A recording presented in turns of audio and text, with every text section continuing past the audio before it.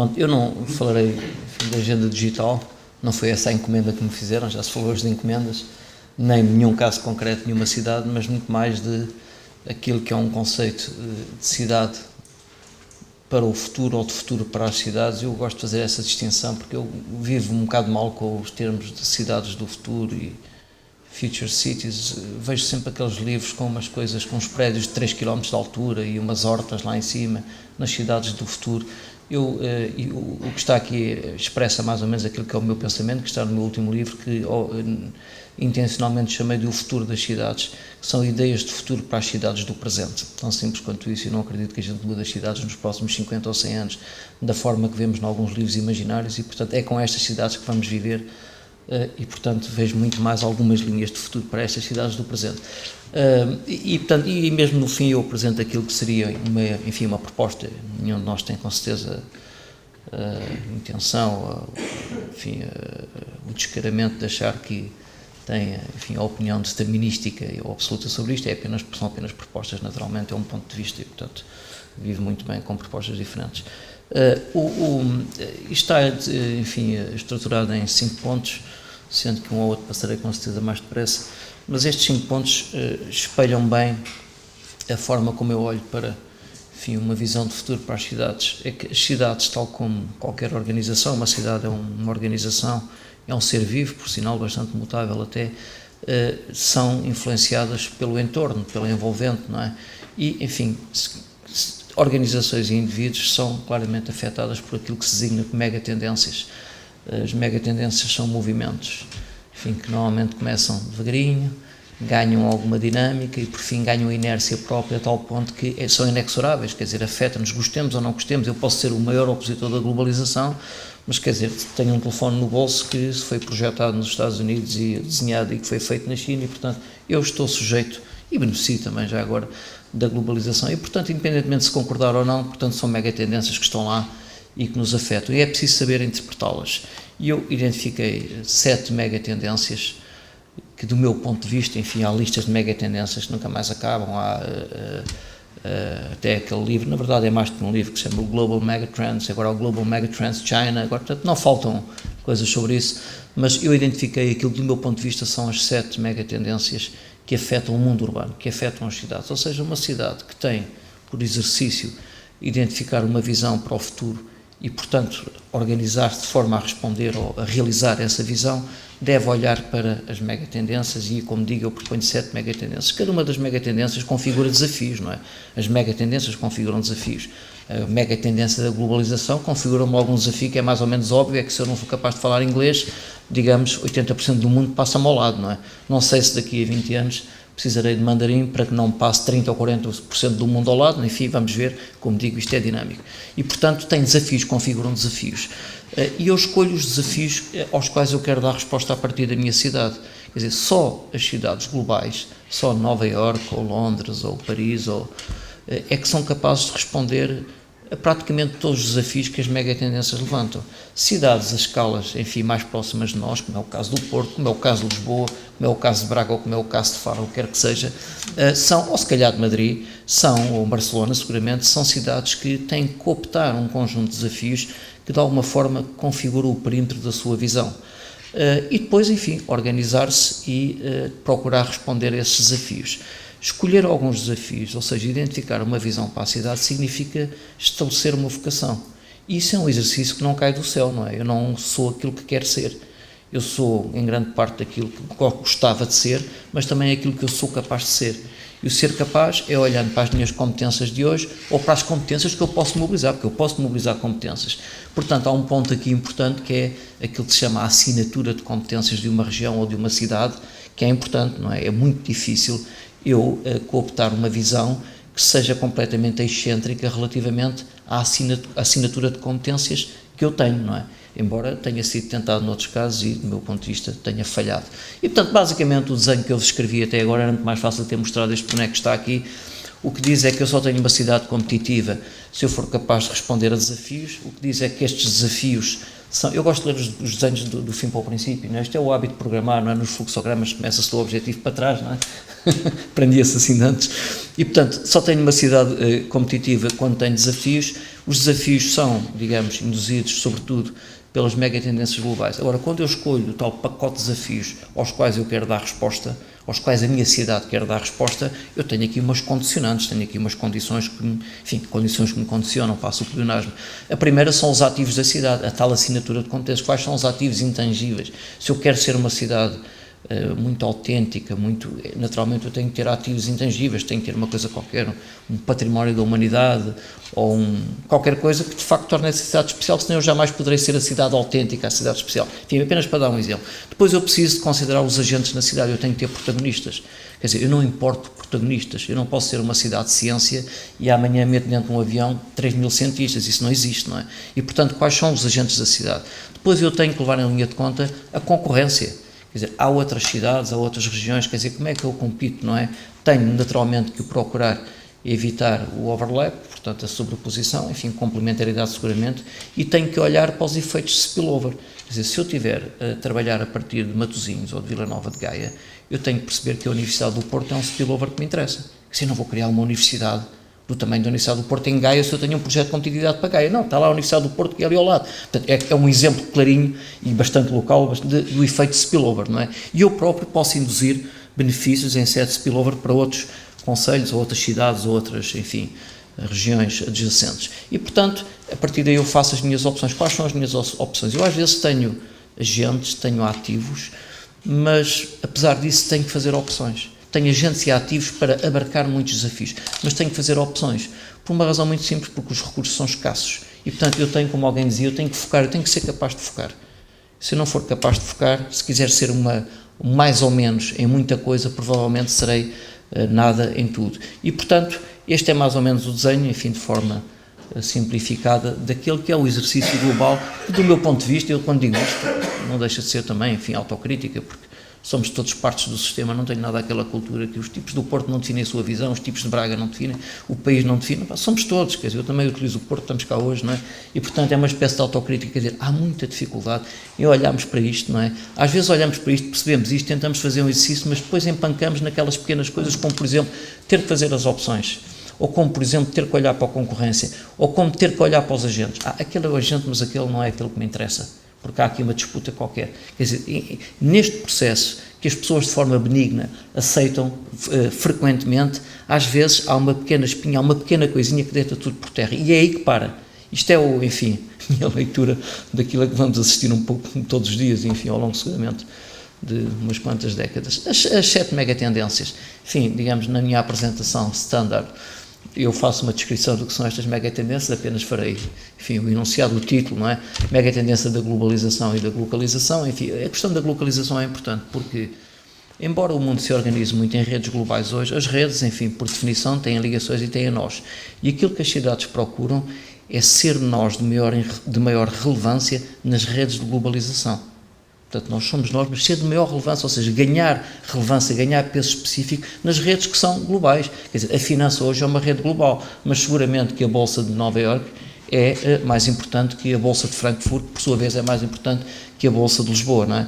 E, portanto, é importante sermos capazes de participar no processo de globalização, mas não naquela lógica do mundo plano, não é? Da world is flat, não é? Enfim, conhecem o livro, com certeza, do Thomas Friedman, mas quer dizer, muito mais numa lógica de que, mais do que plano, há pequenas elevações, ou seja, há pequenos polos de relevância, e é importante que eu procure perceber onde é que eu posso colocar a minha cidade como um polo de mais relevância do que a minha concorrência, apesar de estar inserido numa rede de globalização. Depois, a segunda mega tendência da urbanização e da migração, quer dizer, isto é uma cidade muito grande, é a cidade do México, não é? Que, enfim, há 20 anos atrás, quando eu participei num estudo sobre a cidade do México, justamente, e na cidade do México, em cada mês tinha mais 80.000 pessoas. Por essa altura, 80.000 pessoas seria para aí a terceira cidade portuguesa. Portanto, em cada mês, mais uma pequena cidade colada à cidade do México. E, portanto, eu vejo-me na pele daquelas pessoas, eu que sou dos sistemas urbanos e regionais, enfim, de formação, vejo-me na pele daquelas pessoas que estão a gerir cidades e, portanto, a providenciar serviços e infraestruturas, e quando acabam de fazer o desenho para a procura, um mês depois, estão aí mais 80 mil tipos, é preciso expandir aqui a rede de esgotos, ou a recolha de lixo, ou a rede de banda larga. Na altura não havia banda larga, não é? Mas, enfim, portanto, vejam bem o desafio de algumas pessoas. Isso faz-nos sentir um bocadinho mais leves quando olhamos para os nossos problemas, que são bem mais pequenos, felizmente. A economia da inovação, portanto, enfim, somos competitivos quando inovamos, isto é mais ou menos um lugar comum.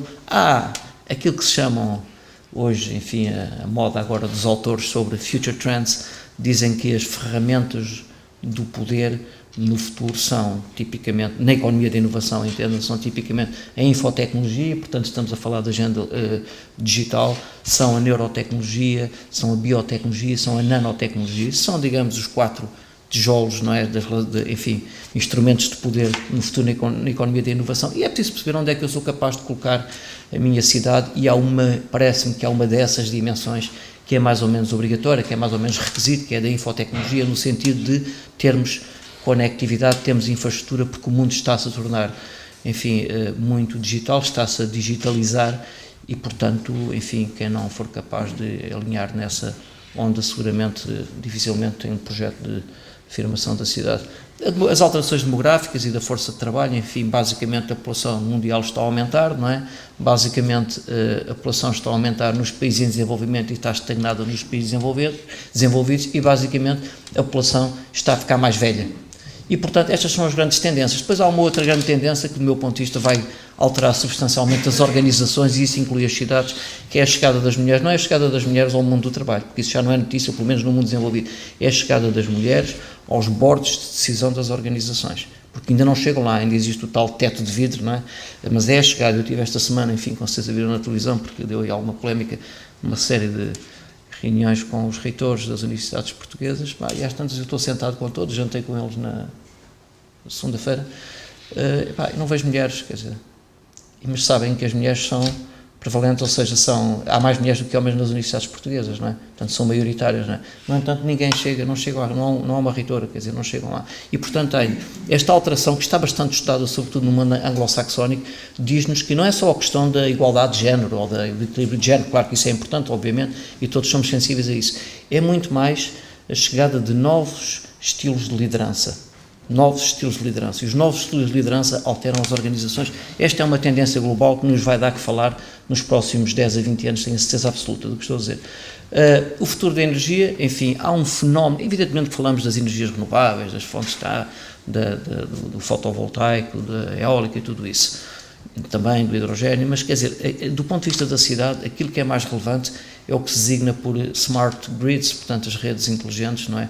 Que, se quiserem fazer o paralelo, é uma espécie de rede de internet, só que circula energia e informação também, não é? Portanto, há um paralelo, vai ser possível colocar serviços em cima de redes de distribuição elétrica, como hoje colocamos serviços em cima de redes digitais eletrónicas, quer dizer, eu estar a carregar o meu telemóvel, o meu veículo elétrico, numa hora em que a energia elétrica é mais cara, é uma coisa que não é muito inteligente. Quer dizer, as redes deviam ser capazes de me dizer isso, as tais smart grids de me dizer isso, calma que este não é o momento, vais carregar mais daqui a pouco, ou podes parar agora que já atingiu 100% da carga. Coisas deste género. Então há um appliance, portanto qualquer dispositivo em tua casa que está a ter um consumo anormal quando comparados com outros.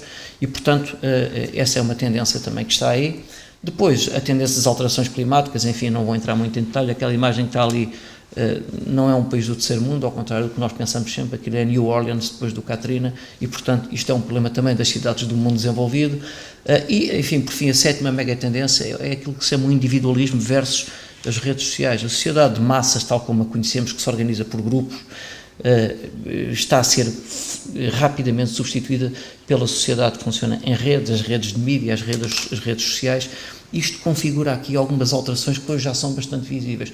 Hoje as pessoas convocam os governos e convocam, enfim, as lideranças para governo e serviços com soluções tendencialmente individualizadas. As pessoas hoje querem receber o e-mail em casa a dizer que é preciso pagar o imposto no dia seguinte. Não é que gostem muito de pagar impostos, não querem falhar o prazo e querem que ao dia, Senhor José, até depois da manhã tem que pagar o seu imposto, ou Senhor Manuel, a partir amanhã entre as 10 e as 12 eu vou cortar o abastecimento de água porque vamos ter que fazer uma intervenção na sua rua. E, portanto, soluções de governo tendencialmente individualizadas. Esta é uma mega tendência que está a decorrer e que tem bastante impacto no mundo urbano.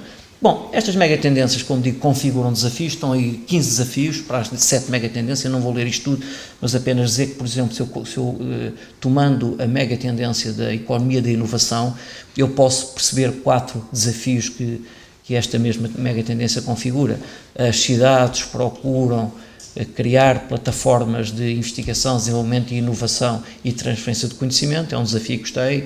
Outro desafio é a necessidade da criação de plataformas de empreendedorismo, é assumir como um laboratório vivo aquilo que chamamos Living Labs, ou seja, espaços para a prototipagem de inovações, um pouco como estão a fazer, enfim, esta apresentação normalmente, esta foi pensada para ter a seguir o grupo do João, porque já o fizemos noutra cidade em Portugal, foi uma ideia do Carlos, e portanto, quando eu digo isto, nunca combinámos, mas na verdade, portanto, eu olho para a imagem macro e depois ele vem com a questão local, que é, de facto, utilizar a cidade como um living lab, ou seja, eu posso prototipar inovações, porque a cidade é um laboratório, é um teste de mercado esplêndido, tem tudo, tem pessoas, tem trocas, tem tráfego, tem tudo, quer dizer, e portanto testar soluções que podem ser utilizadas naquela cidade, mas podem ser exportadas para outras cidades e para o mundo, e portanto, para quem faz, eu agora não faço, mas já fiz muito, investigação ou trabalho no meio académico, sabe quanto é que custa criar um ambiente de teste para qualquer coisa, seja nas ciências da vida, seja nas ciências. E, portanto, quando nós temos uma cidade, um laboratório vivo para podermos lá testar o que queremos,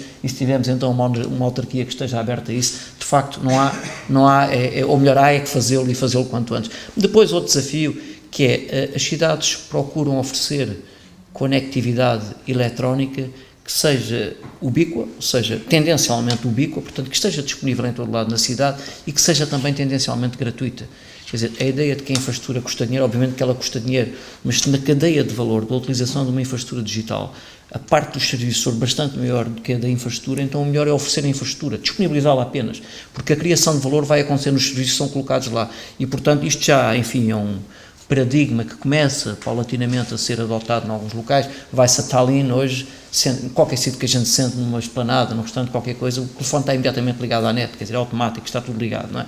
E, portanto, isto já é feito em alguns locais. Enfim,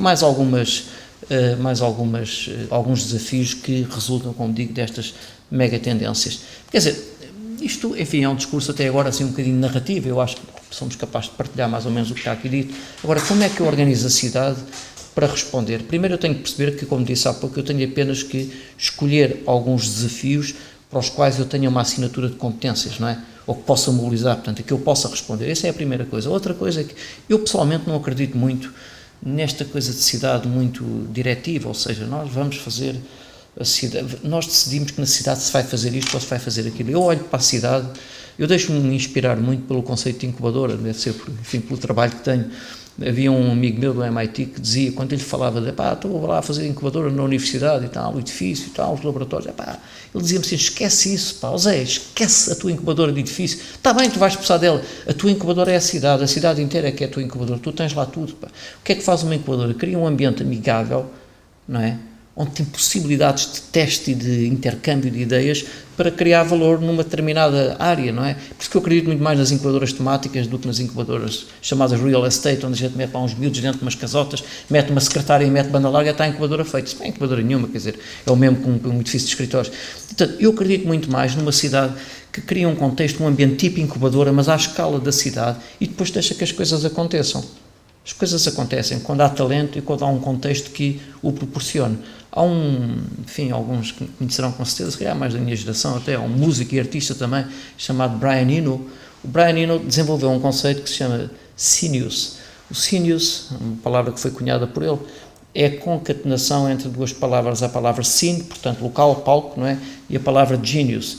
Ele desenvolveu o conceito quando estudou concentrações atípicas de talento na Toscana renascentista do século XVII, XVI, ou no Paris dos anos 20 do século passado. Portanto, há locais que de alguma forma geram concentrações atípicas de talento, e esse conceito, junto com aquele conceito que, enfim, como foi introduzido, enfim, do qual sofri bastante influência da incubadora à escala da cidade, uma incubadora gigante, faz-me pensar que a cidade vive muito mais de processos espontâneos desde que eu crie as condições para o efeito. E o que é isso de criar as condições para o efeito? As condições para o efeito, no limite, era uma coisa infinita. Se eu quero que nasça valor em qualquer área de atividade, eu tinha que criar uma cidade não é? Uma incubadora à escala da cidade tinha um custo absolutamente incomportável, não é possível eu fazer isso. Razão pela qual eu tenho que perceber em que é que eu vou ajudar mais e em que é que não vou ajudar mais. Portanto, eu tenho que identificar aquilo que eu designo pelas funções do sucesso numa cidade. E eu identifico 5, enfim, como digo, tudo isto que eu estou a dizer é a minha proposta, não é? Haverá outras. Portanto, identifico a função intelectual, ou seja, aquilo que eu chamo a cidade intelectual ou a dimensão intelectual do sucesso, tem a ver naturalmente com o talento, com a educação terciária, etc. A dimensão da inovação, que tem muito mais a ver com a transferência do conhecimento, ou digamos, a introdução do conhecimento nos processos de criação de valor e, portanto, no produto.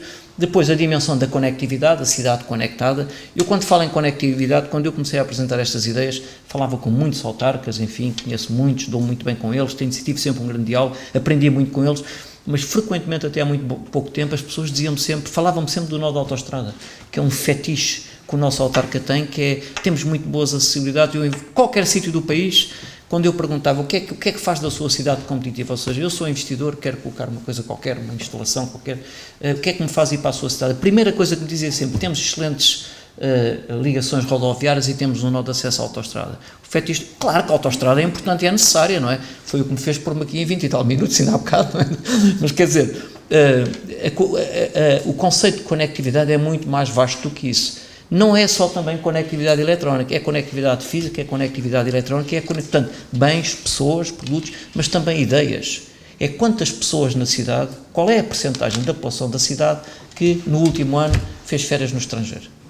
Qual é a percentagem dos estudantes do ensino superior na cidade que no último ano passou um período superior a 1 mês ou 2 meses numa universidade no estrangeiro? Qual é a percentagem dos estudantes do ensino secundário da cidade que, no último ano, esteve 2 semanas noutra escola, noutro local fora do país? Isso é troca de ideias. E, da mesma forma, quantos é que nós recebemos? Portanto, o conceito de conectividade é bastante mais alargado. Dos estudantes de Erasmus que vêm para o Porto, ou que vêm para Braga, ou que vêm para Guimarães, ou que vêm para Aveiro, eu gostava de saber, quando acaba o seu período de estudos, aquilo que está definido no Learning Agreement, os seus 6 meses ou 1 ano, conforme, gostava de saber qual é a percentagem desse que fica na cidade. Porque isso é conectividade. Isso é valor. É um ativo que é dado de mão beijada às cidades. Eu gostava de ver quantos é que são subidos na Câmara Municipal. Quantos é que o Presidente da Câmara oferece um papel, um carimbo, um passaporte, dizer, você agora é cidadão da minha cidade. Mas eu sou da Finlândia e vim aqui 6 meses. É cidadão na mesma. Está convidado para ficar cá. Olha, tenho X empresas que estão em processo de internacionalização para a Finlândia. Eu dou o exemplo da Finlândia sempre que ninguém sabe falar finlandês. Para além deles próprios, não é? E, portanto, está num processo de internacionalização para a Finlândia e eu gostava de saber se não era importante pôr lá um miúdo do Erasmus que acaba o curso e que está lá a estagiar durante 3 ou 4 ou 5 meses depois de ter feito o seu Erasmus, não é? Bom, portanto, a dimensão da conectividade. Depois a dimensão da sustentabilidade, que é aquela a que nós estamos mais habituados, aqui sustentabilidade no sentido, enfim, até mais restrito o termo, que é sermos capazes numa cidade que tendencialmente cresce, porque as pessoas vêm para as cidades, sermos capazes de oferecer eficiência, de oferecer segurança, de oferecer ambiente limpo e tudo isso, não é? Estética, etc. E depois a dimensão da autenticidade. A dimensão da autenticidade é aquela que me permite projetar globalmente ativos únicos e irrepetíveis. Quer dizer, agora está aí a discussão da ponte Dona Maria, não é? De relocalizá-la ou não, não vou entrar nessa discussão, tenho uma opinião sobre isso. Até achava piada, devo dizer, já disse. Acho que pelo menos era fora da caixa. Mas independentemente disso, quer dizer, é claramente um ativo irrepetível e único, que pode ter projeção global. Quando uma cidade tem um elemento do seu património que é classificado como património universal mundial pela Unesco, significa que aquilo é ativo único e irrepetível. E, portanto, essa cidade tem condições para se afirmar como cidade autêntica. Bom, estas 6 dimensões são dimensões que têm requisitos. Quer dizer, eu se quero ser cidade intelectual, bom, então eu tenho que criar condições para que o ensino terciário para a geração, atração e retenção de talento aconteça. E, portanto, eu tenho que pôr as minhas fichas lá, no meu budget, no meu orçamento, é ali que eu tenho que investir. Se eu quero ser cidade conectada, é ali que eu tenho que investir. E, portanto, estas funções básicas, repare, isto não são objetivos em si, isto são funções, são pré-requisitos, mas quer dizer, não cumpre uma Câmara Municipal ou quer dizer, fazer empresas, não é? Quer dizer, cumpre criar as condições para que os agentes da cidade assim o façam. E, portanto, era importante nós sermos capazes de escolher algumas destas funções em cada cidade e dizer, é aqui que eu ponho as minhas fichas, é aqui que eu vou fazer o meu investimento, percebendo que eu não consigo ser simultaneamente cidade intelectual, cidade inovadora, cidade conectada, cidade sustentável e cidade autêntica. Como é que isto se faz? Depois, isto agora aqui, isto é a minha costela de engenheiro, não é? Eu posso pôr os desafios e pôr as dimensões e perceber que algumas dimensões são importantes para alguns desafios, não é? E com isto eu posso escolher mais ou menos os desafios que eu quero cooptar. Há quem faça este gráfico com um conjunto de desafios, sei lá, imigrantes, integração de imigrantes na sua diversidade e multiculturalidade. Portanto, isto há um desafio que eu posso cooptar. Outro, educação terciária de alto nível. Outro, talentos, atração de talentos de classe internacional. Eu até posso fazer um gráfico com aquilo que eu acho que é a minha performance atual, que é o que está ali azul, e um gráfico aquilo que é o meu target performance, ou seja, onde é que eu quero chegar, onde eu quero ser. E há quem faça este gráfico com a concorrência lá em cima, que é para encontrar o seu espaço de oportunidade, não é? E, portanto, eu posso com isto cooptar alguns desafios e com isso eu estou a definir a minha visão. E então só nessa altura é que eu tenho isto tudo conectado. Eu pus ali, intencionalmente, vocês devem ver um bocado mal, aquilo que está no meio diz visão, liderança, marca. Eu pus assim mais escurinho intencionalmente, porque o erro que nós vemos mais frequente é as pessoas criarem marca sem terem conteúdo nenhum. A marca é encomendar um logo, um título, uma coisa qualquer, não sei o quê, cidade, não sei o quê, e, portanto, cidade da ciência, cidade disto, cidade daquilo, e, portanto, quer dizer, isto, a marca é a ponta do iceberg, não é? Quer dizer, a marca tem que ter 4 quintos abaixo d'água, não é? Para ter, é a cereja em cima do bolo, e põe-se só a seguir, não é? Antes, e muitas pessoas, muitas vezes, muitas cidades começam pela marca, acham que com aquilo se afirmam, e depois aquilo com o tempo desaparece, aquilo depois nem tem sequer credibilidade muitas vezes. Portanto, a cidade competitiva é esta cidade. Agora, tenham bem consciência disto. Estas 5 dimensões do sucesso que estão ali são como 5 corações a bater numa cidade. Agora, eu não tenho dúvidas que, pelos recursos serem escassos, eu não consigo pôr estes 5 corações a bater todos forte e ao mesmo tempo. Não sou capaz de o fazer, lamento, não é possível fazer. New York consegue fazê-lo, seguramente, não é? Porque é uma cidade global, tem tudo, tem mais de 10 milhões de pessoas, quer dizer, ok, é um país, não é? Agora, eu não consigo fazer isso e, portanto, eu tenho que perceber e decidir qual é o coração, ou quais são os corações, 1 a 2, é a minha, para as cidades portuguesas, 1 a 2. Acima de 2, eu não estou a dizer que os outros param, não, isto não pode parar a cidade nas suas diferentes dimensões, mas 1 a 2 que vão bater mais fortemente. Bater mais fortemente significa, quando eu faço os meus orçamentos plurianuais e quando eu faço o meu orçamento anual, é ali que eu vou pôr o dinheiro, é ali que eu vou pôr o investimento. Portanto, é preciso tomar esta decisão. E quantas pessoas em que vivem nas nossas cidades percebem qual é o coração que bate mais forte, percebem o que é que esta cidade quer ser, ou seja, para que é que eu pago os meus impostos, para que é que aqueles que eu elegi estão a trabalhar para quê, o que é que nós queremos ser, qual é a visão para a nossa cidade. Não é frequente vermos uma resposta a isso, para não dizer nunca.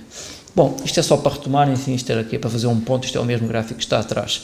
Depois eu tenho aqui alguns exemplos portugueses, eu vou passar à frente, porque, enfim, vou só mostrar, quer dizer, mas enfim, muito rapidamente, Lisboa tem, olhando para os tais 5 corações, eu vejo no caso de Lisboa, eu estudei algumas cidades portuguesas, o que está aqui é apenas, enfim, a pontinha, não é o superficial.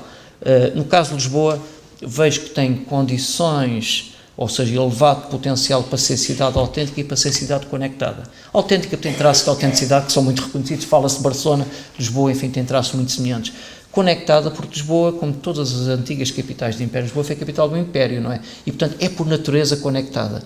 Isso acontece com Lisboa, acontece com Londres, acontece com Viena, que não era um império, digamos, transatlântico, mas um império continental, não um império austro-húngaro, e, portanto, todas as que foram, digamos, capitais de impérios, seguramente têm potencial de conectividade, e Lisboa tem um elevadíssimo potencial de conectividade, basta andar pelas ruas e perceber isso, não é? Isto significa atrair os headquarters de empresas internacionais, significa assumir a relação transatlântica, portanto, estabelecer-se como plataforma, como porta, não é por acaso que é a plataforma Hub, que é em relação, por exemplo, às viagens para o Brasil, não é? E, portanto, isso tem a ver, naturalmente, com esta dimensão de conectividade. O Porto, por exemplo, tem claramente, eu já apresentei isto em frente àquele que na altura não era o Presidente da Câmara e que hoje é o Presidente da Câmara do Porto, que achou muito bem e que se revia completamente disto. O Porto tem, digamos, um grande, elevado potencial para ser cidade autêntica e para ser cidade intelectual. O cidade intelectual, evidentemente, tem uma unicidade muito grande, outras cidades também têm, mas é pelo peso relativo da universidade na cidade, não é? Portanto, autêntica e intelectual, pelos ativos que estão ali escritos, naturalmente, o vinho do Porto e do Douro, que são a marca, uma das marcas com maior potencial em Portugal, a questão da arquitetura e os prémios Pritzker, tudo isso, o Ribeira Património Mundial, depois na parte intelectual, Serralves, Casa da Música, tudo isso, a universidade, e tem uma dimensão, tem um potencial médio quando eu falo de inovação e de conectividade. O Porto tem um potencial de conectividade que não tem qualquer comparação com o potencial de conectividade de Lisboa, por exemplo. Não tem, isto tem a ver com a história, não é? Mas é preciso perceber que as dimensões autêntica e intelectual podem potenciar a dimensão da conectividade e a dimensão da inovação, a razão pela qual eu entendo que tem um potencial médio nestas duas, pelo menos. Mas, portanto, se eu tivesse que fazer bater os corações mais fortes no Porto, eu fazia bater o coração mais forte da autenticidade, Porto cidade autêntica, e fazia bater também o coração intelectual. Repare, eu estou a falar da cidade do Porto. Se eu olhasse para a região metropolitana do Porto, já tínhamos aqui algumas declinações, mas estritamente na cidade do Porto eram estas duas, digamos, teclas onde eu, pessoalmente, isto é uma opinião naturalmente, colocaria, digamos, o meu esforço. Bem, depois tinha aqui mais uma coisa de Viana do Castelo, agora não vos vou amassar, enfim, está por... Agora, para acabar mesmo, que eu sei que me estico sempre um bocado, estes são estes maus hábitos dos professores que falam, já ninguém os ouve. Para acabar, é o último slide. Estamos numa fase, isto aqui é, enfim, a virar-me agora aqui para o Carlos Neves, o meu amigo Carlos Neves, que tem responsabilidades nisto. Nós estamos numa fase de preparar, enfim, um novo ciclo de financiamento, enfim, dos fundos de coesão e outros, mas agora refiro-me a esses. E nós todos ouvimos falar nesta conversa de que a malta andou a pagar rotundas, a pagar isto, a pagar aquilo. Eu sou um bocadinho dividido quanto a isso. Eu acho que somos seguramente e frequentemente injustos em relação aos autarcas dos últimos 20 anos que pegaram, nós quando estamos no litoral que tendemos a esquecer isso, mas pegaram em cidades que muitas tinham poucas ruas pavimentadas, tinham 10% de cobertura de redes de esgotos, não tinham eletricidade, quer dizer, tinham aquilo que sabiam. E apesar de tudo fizeram uma espécie de milagre, ou seja, colocaram essas cidades no primeiro mundo do ponto de vista infraestrutural, porque as nossas cidades são do primeiro mundo, não é? Até as mais pequenas. Agora, há uma alteração de paradigma. E, portanto, quando nós dizemos que já estavam a começar a fazer rotundas que não fazem falta, andamos em tantas, gasta-se gasolina a dar voltas a rotundas, eu gostava de calcular isso um dia em Portugal, o excesso de consumo de gasolina, por causa da dimensão das rotundas, era um estudo engraçado, para darem um estudante de mestrado. Mas, de facto, alterou o paradigma, claramente, quer dizer, não estamos infraestruturados, o World Economic Forum já diz que nós, em termos de infraestruturas, somos o quinto melhor país do mundo. O quinto em estradas, infraestruturas, o quinto melhor do mundo. Acima disso, só mesmo no futebol com o Ronaldo, quer dizer, o quinto melhor do mundo é bom demais. E, portanto, eu acho que a era da infraestrutura, evidentemente continuaremos a ter que fazer infraestruturas, mas a era do investimento massivo em infraestrutura já era, não é? Portanto, é um lugar comum dizer isto. Agora, ser consequente já não é um lugar comum, já é mais difícil, não é? E, portanto, eu entendo que era importante, deveria ser um pré-requisito para a atribuição de fundos em municípios, termos este estudo da visão, quer dizer, qual é a visão de cada um deles. E ao dizer qual é a visão, quais são as dimensões do sucesso em que as cidades ou os municípios querem apostar. Eu via, do ponto de vista da atribuição, as cidades podem ser aquilo que quiserem, podem não ter financiamento para isso, porque no limite têm autonomia para o fazer, e acho bem que a tenham. Ninguém lhes vai dizer o que é que elas vão ser. Agora, se nós dissemos, mas meus caros, se vocês forem capazes de focar, e se numa ou duas dimensões nós percebemos qual é a lógica, e se vocês focarem aí, então é aí que vão receber dinheiro.